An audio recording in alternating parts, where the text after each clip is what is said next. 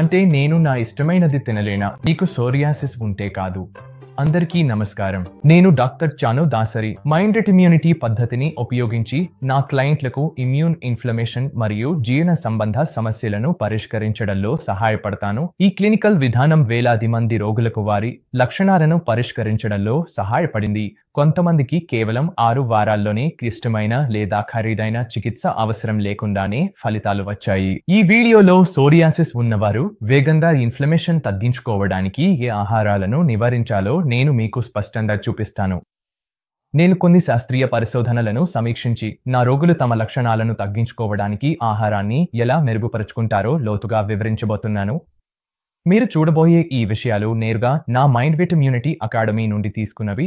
అక్కడ మీలాంటి వారు తమ సోరియాసిస్ లక్షణాలను ఎప్పటికీ జయించుకోవడం ఎలా అనేది నేర్చుకున్నారు. డయాగ్నోసిస్ స్పష్టంగా లేకపోయినా కూడా ఒకటి చెప్పాలి, ప్రతి ఒక్కరూ భిన్నంగా ఉంటారు. మీ శరీరం ఏమి సహించగలదో, ఏమి సహించలేదో నిజంగా తెలుసుకోవాలంటే ఆహార డైరీని నిర్వహించడం చాలా ఉపయోగకరం.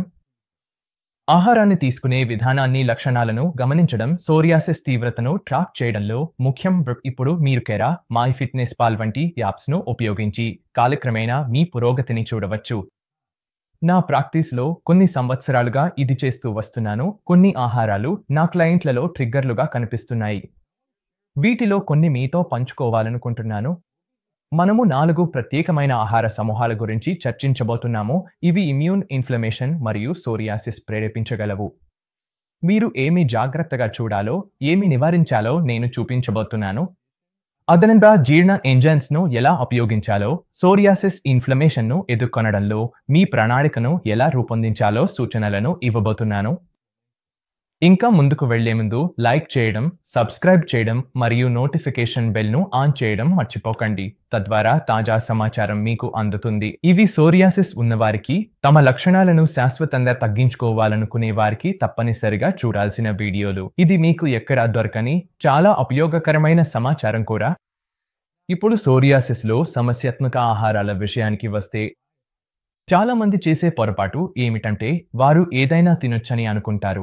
అప్పుడు తమ సోరియాసిస్ లక్షణాలు తానే పోతాయని ఆశిస్తారు. కానీ చాలాసార్లు అది నిజంగా జరగదు. సాధారణంగా ఒక ఆహారం ఇమ్యూన్ ప్రతిస్పందనను ప్రేరేపిస్తుంది. అప్పుడు ఆ ఆహారం దీర్ఘకాలికంగా మళ్లీ సమస్యలు కలిగిస్తుంది. అందుకే ఆహార డైరీని నిర్వహించడం, దాన్ని తరచుగా పరిశీలించడం, ఏదైనా తప్పు జరుగుతుందా అని తెలుసుకోవడం ముఖ్యం.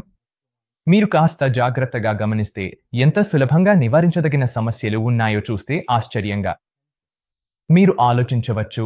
మరి సోరియాసిస్కు సంబంధించి సమస్యాత్మక ఆహారాలు ఏవైనా ఉన్నాయా? నేను ముందే చెప్పినట్లే ప్రతి ఒక్కరి శరీరం వేరు. కానీ కొన్ని సంవత్సరాల క్రితం వచ్చిన ఈ పరిశోధనా వ్యాసం ప్రకారం మారిన అంతర్య వాతావరణం సోరియాసిస్లో కనిపించే వాపుతో బాగా సంబంధం కలిగి ఉంది. మీరు ఆశ్చర్యపోవాల్సిన అవసరం లేదు, ఎందుకంటే మీ రోగ నిరోధక వ్యవస్థలో సుమారు 70 నుంచి 80% భాగం మీ పేగుల్లోనే ఉంటుంది. కాబట్టి సోరియాసిస్ వంటి రోగ నిరోధక వ్యాధి ఉన్నప్పుడు మీ పేగుల్లో ఏదైనా సమస్య ఉందా అని చూడాలి. కొన్ని ఆహార పదార్థాలు సరిగా జీర్ణం కాకపోతే అవి బలమైన రోగ నిరోధక ప్రతిస్పందనను ప్రేరేపించవచ్చు. చాలాసార్లు వాపు పేగుల్లోనే మొదలవుతుంది. కాబట్టి వాపును తగ్గించాలంటే ముందుగా పేగులను ఆరోగ్యంగా మార్చుకోవాలి. ఇది ఎలా ప్రారంభించాలో మాట్లాడే ముందు, మీరు నిజంగా సోరియాసిస్ కోసం పేగు ఆరోగ్యాన్ని మెరుగుపరచాలని, త్వరగా ఫలితాలు పొందాలని ఆసక్తిగా ఉంటే నేను ప్రత్యేకంగా రూపొందించిన ఉచిత శిక్షణను చూడండి. ఇందులో నేను సోరియాసిస్ ఉన్న నా క్లయింట్లకు 6 వారాల్లో ఆరోగ్యవంతమైన విజయాన్ని సాధించడంలో సహాయపడిన ప్రత్యేక వ్యూహాలను మీకు వివరంగా చూపిస్తాను. ఈ వీడియో క్రింద ఉన్న లింక్ ద్వారా మీరు దీనిని యాక్సెస్ చేయవచ్చు. ఇది మీకు ఎంతో ఉపయోగపడుతుందని నాకు తెలుసు. ఆ లింక్ మీను ఒక పేజీకి తీసుకెళ్తుంది. అక్కడ మీరు మీ ఇమెయిల్ను నమోదు చేసి సోరియాసిస్ను ఎలా తగ్గించాలో ఉచిత శిక్షణ పొందవచ్చు. మీకు అవసరమైన ప్రతిదీ అక్కడ ఉంది. ఇందులో ప్రత్యేక ఆహార సూచనలతో కూడిన ఉచిత గైడ్, అలాగే మీలాంటి వారు తమ ఆరోగ్య సమస్యలను పూర్తిగా తగ్గించుకుని ఇప్పుడు ఆరోగ్యంగా ఉన్న అనేక సహాయక కేస్ స్టడీలు ఉన్నాయి. ఈ కేస్ స్టడీలు ఎంతో విలువైనవి, ఎందుకంటే వాస్తవంగా ఇన్ఫ్లమేషన్ ఉన్న వ్యక్తులు కొన్ని చిన్న మార్పులు చేయడం ద్వారా తమ పరిస్థితిని ఎలా మెరుగుపరిచారో మీరు చూడవచ్చు. ఈ శిక్షణలో మీరు ఇంట్లోనే చేయగల పూర్తి కార్యాచరణ ప్రణాళిక కూడా ఉంటుంది. పేజీపై పైభాగంలో మీ ఇమెయిల్ను నమోదు చేసి వెంటనే ప్రారంభించండి. ఇప్పుడు మనం దూరంగా ఉండాల్సిన ఆహారాల గురించి చర్చించుకుందాం. నేను ఈ వీడియోను ముందుగా రికార్డ్ చేశాను. ఇందులో కొన్ని సంక్లిష్ట ప్రోటీన్లు ఎలా మన ఇమ్యూన్ సిస్టమ్ను ప్రేరేపించగలవో వివరించబడింది. మన ఆహారంలో మనం ప్రోటీన్ను తీసుకుంటాం. ఇది మొక్కలు మరియు జంతువుల నుండి వివిధ రకాల వనరుల ద్వారా రావచ్చు. ప్రోటీన్ అనేది మౌలికంగా అనేక అమినో ఆమ్లాలు కలిపి ఏర్పడినది. ప్రోటీన్ మన జీర్ణ వ్యవస్థలోకి వచ్చినప్పుడు మన ప్రేగులోని ఎంజైములు వీటిని విడివిడిగా అమినో ఆమ్లాలుగా విడగొట్టి అవి శరీరంలో శోషించబడతాయి. ఈ ప్రేగు ఎంజైములను ప్రోటీయేస్లు అంటారు. ఇది ఎందుకు ముఖ్యమంటే కొన్నిసార్లు ప్రోటీయేస్లు తమ పని పూర్తిగా చేయలేవు. దాంతో మన ప్రేగుల్లో మరియు రక్తంలో పెద్ద పరిమాణంలో ప్రోటీన్ కణాలు ఎక్కువసేపు మిగిలిపోతాయి. ఇది ఎందుకు జరుగుతుంది? కొన్ని రకాల ప్రోటీన్లు విరగడంలో కష్టంగా ఉంటాయి. అలాగే ప్రోటీన్ను విరగడానికి సరిపడా ప్రోటీయేస్ ఉండకపోవచ్చు. ప్రోటీయేస్ ఎంజైములు మన శరీరంలో తయారవుతాయి. అలాగే అనేక రకాల మొక్కల్లో కూడా ఇవి లభిస్తాయి. మీకు ఇప్పటికే తెలుసు, ప్రేగు అనేది ఒక పెద్ద ఇమ్యూన్ అవయవం. కాబట్టి పూర్తిగా జీర్ణం కాని ఈ ప్రోటీన్లు విదేశీ ప్రమాదంగా గుర్తించబడి ఇమ్యూన్ ప్రతిస్పందనను కలిగిస్తాయి. అందువల్ల శరీరం ఈ పెద్ద జీర్ణం కాని ప్రోటీన్ల వల్ల దాడి జరుగుతోందని భావిస్తుంది. దాంతో చాలా ఇమ్యూన్ రసాయనాలను విడుదల చేస్తుంది. ఇవి వాపును కలిగిస్తాయి. ఇది సమస్యగా మారవచ్చు. నేను మీకు కొన్ని ఉదాహరణలు ఇస్తాను. బోవైన్ సీరం యాంటీబాడీలు మరియు ఆటో ఇమ్యూన్ వ్యాధి. ఈ విషయాన్ని పరిశీలించిన కొన్ని ప్రసిద్ధ అధ్యయనాలు ఉన్నాయి. మనిషి శరీరం మాంసం మరియు ఆవు పాలు పట్ల చూపే ప్రతిస్పందన. చాలా మందిలో ఆవు సీరం ప్రోటీన్ పూర్తిగా జీర్ణం కాకపోవడం వల్ల వారు యాంటీబాడీలను అభివృద్ధి చేసుకుంటారు.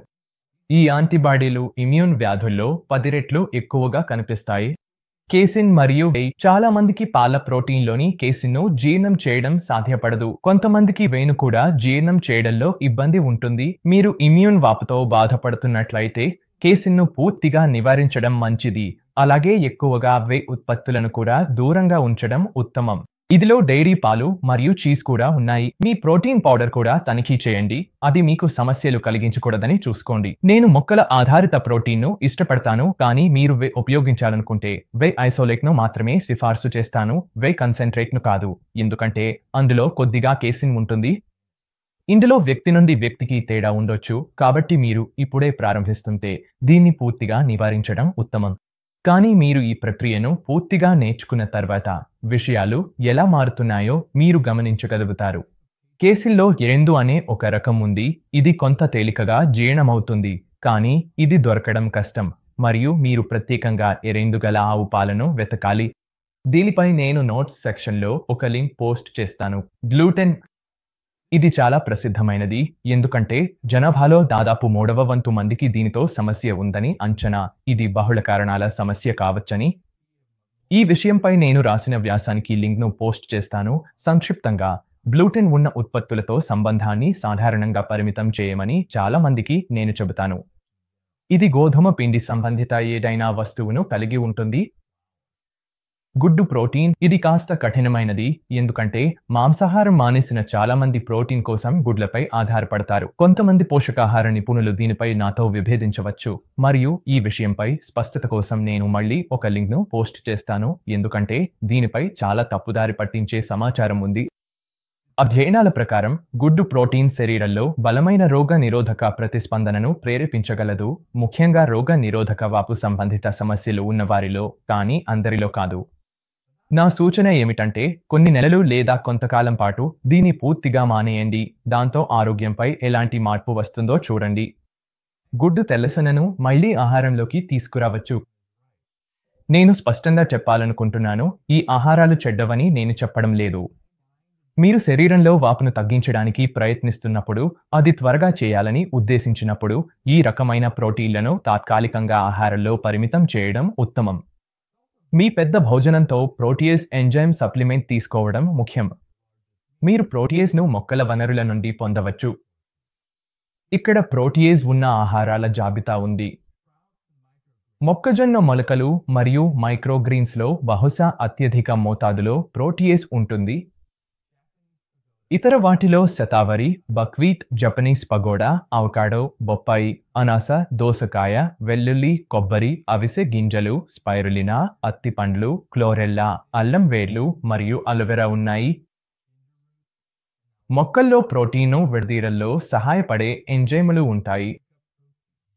పెద్ద పరిమాణంలో జీర్ణించని ప్రోటీన్ మన పేగుల్లో అనవసరమైన రోగ నిరోధక ప్రతిస్పందనను ప్రేరేపిస్తాయి. కాబట్టి అవి ఎంజైముల ద్వారా ఎంత ఎక్కువగా విడిపోతాయో అంత మంచిది. ప్రోటీన్లను జీర్ణించే ఎంజైములను ప్రోటీయస్లు అంటారు. మొక్కలు పండ్ల పరిపక్వత మరియు మొలకల పెరుగుదలకు సహాయపడేందుకు ప్రోటీయస్లను ఉత్పత్తి చేస్తాయి. మన ఆరోగ్యాన్ని కాపాడుకోవడానికి మనం వీటిని స్పష్టంగా ఉపయోగిస్తాము. ఈ ఎంజైముల పేర్లలో సెర్రాపెప్టేస్, నాటోకినేస్, కార్టలేస్, బ్రోమెలైన్ మరియు పాపైన్ ఉన్నాయి. ఇవి కేవలం కొన్ని ఉదాహరణలు మాత్రమే. మన ఆహారంలో ఇవి తగినంతగా లభించవు. మేము చాలా మైక్రోగ్రీన్స్ లేదా మొలకలు తింటే తప్ప.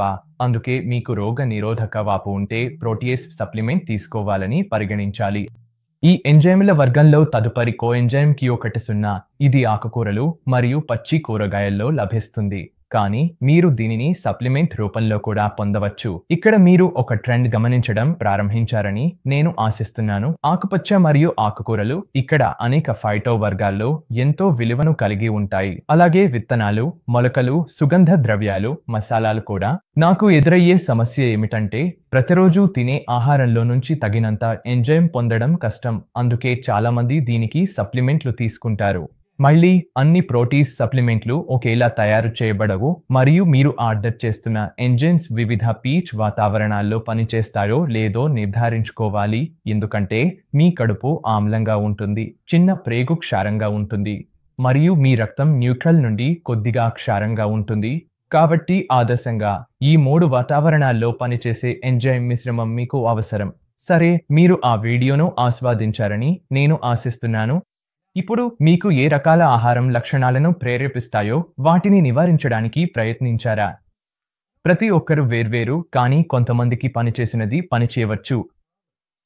కింద కామెంట్స్లో నాకు తెలియజేయండి. ఇంకా ఈ వీడియో మీకు నచ్చితే దయచేసి దీన్ని మీ స్నేహితులు, కుటుంబ సభ్యులతో పంచుకొని నా ఛానల్కు మద్దతు ఇవ్వండి. అలాగే సోరియాసిస్పై మరిన్ని ఉపయోగకరమైన సూచనల కోసం సబ్స్క్రైబ్ చేయడం మర్చిపోకండి. మీరు నన్ను సోషల్ మీడియాలో దాస్యాన్ ఫాలో అవ్వచ్చు. ఇది మైండ్ బాడీ ఇమ్యూనిటీ క్లినిక్ నుండి డాక్టర్ చాను దాసరి. వీడియో ధన్యవాదాలు. మళ్ళీ కలుద్దాం.